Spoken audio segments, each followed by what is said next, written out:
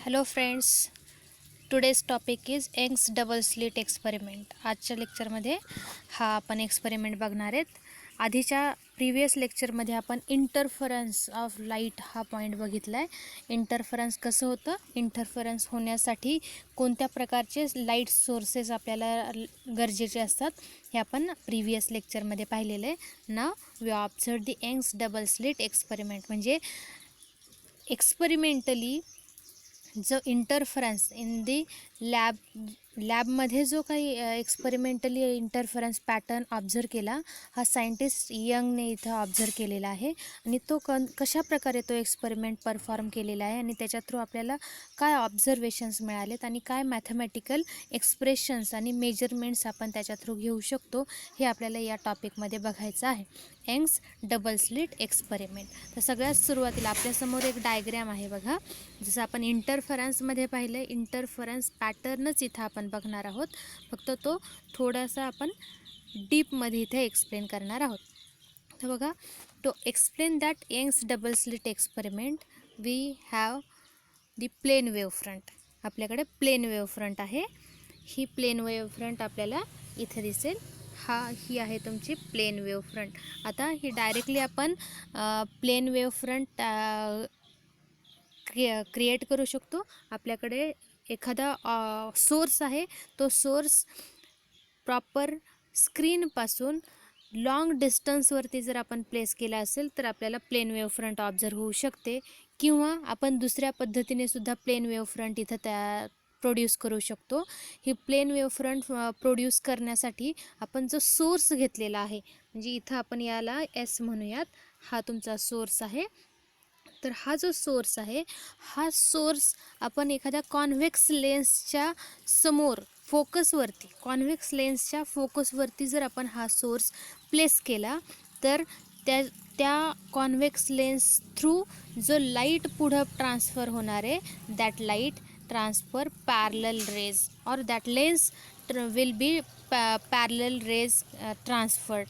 या lens through, म्हणजे हा इथं आपण बघितला, हा सोर्स आपण इथं प्लेस केला आहे, तो सोर्स एक्झॅक्ट या कॉन्व्हेक्स लेन्सच्या फोकसवरती ठेवलेला आहे. मग या मधून ज्या लाईट रेज इमिट होतील त्या या कॉन्व्हेक्स लेन्सवरती इन्सिडंट होणार आहेत आणि त्या कॉन्व्हेक्स लेन्स थ्रू तुम्हाला प्लेन वेव्ह फ्रंट प्रोड्यूस झालेलं ऑब्झर्व होणार आहे. किंवा आपण एखादा लिनियर सोर्स जर घेतला तर त्या लिनियर सोर्स थ्रूसुद्धा आपल्याला प्लेन वेव्ह फ्रंट इथं मिळू शकते. मग आपल्याला सगळ्यात सुरुवातीला when we explain that Young's double slit experiment we required the plane wave front. आणि प्लेन वेव्ह फ्रंट आपण अशा पद्धतीने प्रोड्यूस करू शकतो, एकतर लिनियर सोर्स थ्रू आणि दुसरी मेथड असणार आहे the source is placed on the focus of the convex lens, so convex lens produce the parallel rays और we observe the plane wave front. आता हा जो प्लेन वेव्ह फ्रंट आहे,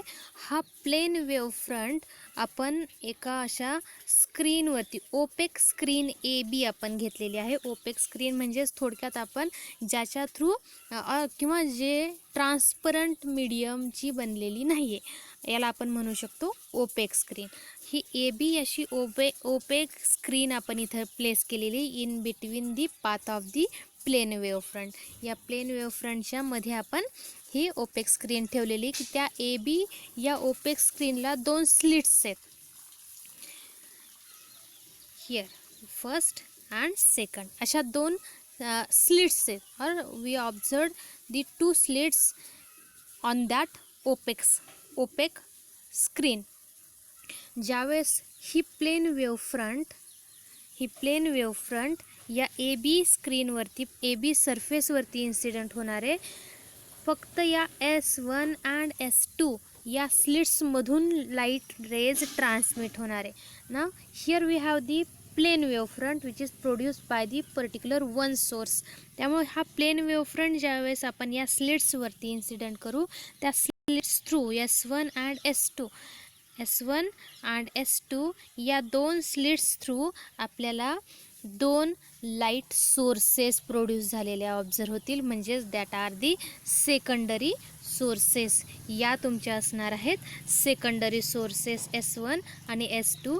ह्या S1 S2 या both two sources produce the cylindrical wave front in forward direction. या forward डायरेक्शनमध्ये cylindrical wave front या produce करणार आहेत. बघ, आपल्याला सेकंडरी सोर्स थ्रू पुढे वेव्ह फ्रंट्स और wave transmit, light waves transmit झालेल्या ऑब्झर्व होणार आहे. आपण जसं वॉटर वेव्हसाठी इंटरफरन्स ऑब्झर्व केलं, सिमिलरली आपल्याला इथं लाईट वेव्हसाठी सुद्धा इंटरफरन्स ऑब्झर्व होतं. तसंच आता हा S1 आणि S2 both behave as a secondary sources and they produce the light wave in forward direction. ना behind that A B G screen आहे, या ए बी स्क्रीनच्या मागे आपण अजून एक स्क्रीन प्लेस केलेली आहे, ऑब्झर्विंग स्क्रीन असेल ती, दॅट इज दी PQ. ही PQ screen, that PQ screen is placed behind of the A बीच्या बिहाइंड आपण ती प्लेस केलेली असणार आहे. अजून आता बघा, ज्या स्लिट्स आपण प्रोड्यूस केलेल्या आहेत in this screen A B, या ज्या S1 आणि S2 या स्लिट्स ज्या आहेत की ज्या सेकंडरी सोर्स सारख्या बिहेव करणार आहेत, that both slits are equidistance from the source S पासून त्या इक्वल डिस्टन्सवरती आहेत, इक्वी डिस्टन्स आहेत. So that wave front starting from S and reaching the S1 and S2 at every instant of time are in phase. म्हणजेच S पासून ज्या wave front produce होणार आहेत आणि S1 S2 पर्यंत ज्या पोहोचणार आहेत, तर त्या वेव्ह फ्रंट ह्या कोणत्याही टाईम इन्स्टंटला ह्या फेजमध्येच तुम्हाला ऑब्झर्व होतील. Both are in phase.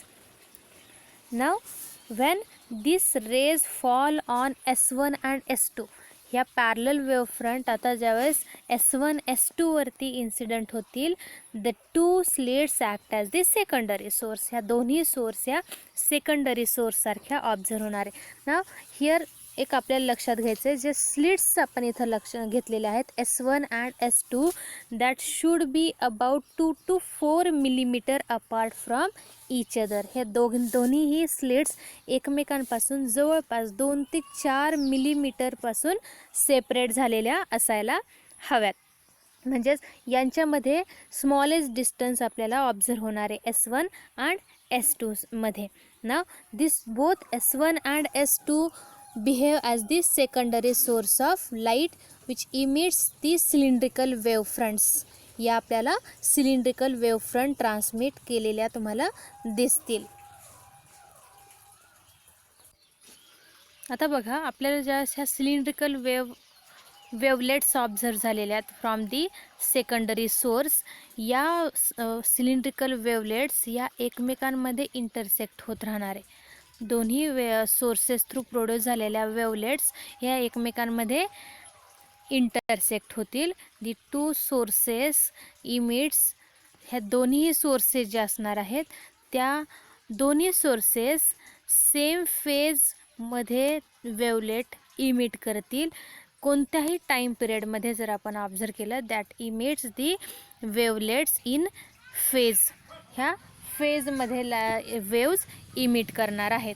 म्हणजेच आता जर इथं आपण लक्षात घेऊयात क्रिस्ट अँड ट्रफ, तर इथं बघा तुम्ही क्रिस्ट अँड ट्रफ हे दोन पार्ट इथं लक्षात घेताय. Solid spherical line and the dotted line, हे that indicates the crest and trough respectively.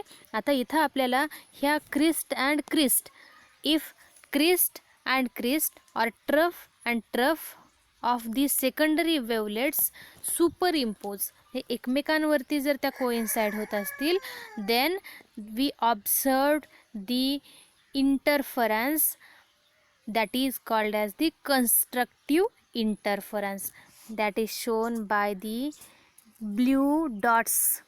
Blue डॉट्सने बघा दाखवलेलं तुम्हाला दिसेल.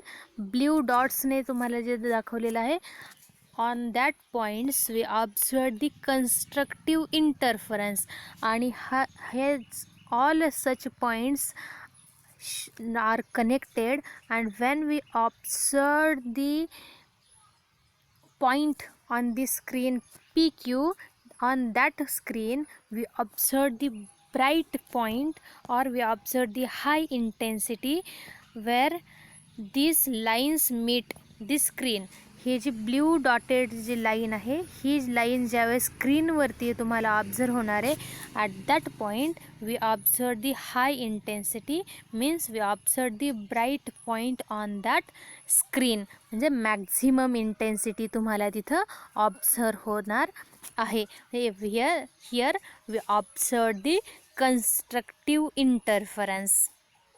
या ब्ल्यू डॉट्सवरती आपल्याला कन्स्ट्रक्टिव्ह इंटरफरन्स ऑब्झर्व होणार आहे. नेक्स्ट दुसऱ्या याच्यावरती बघा, आपल्या दुसरा पॉईंटसुद्धा आपल्याला इथं लक्षात येणार आहे, that is the destructive interference. Here red dots आपण इथं ऑब्झर्व करूयात. रेड डॉट्सवरती जर आपण पाहिलं तर क्रिस्ट अँड ट्रफ, और ट्रफ अँड क्रिस्ट हे ओव्हरलॅप झालेले तुम्हाला दिसतील. हियर क्रिस्ट अँड ट्रफ और trough and crest are overlap on each other.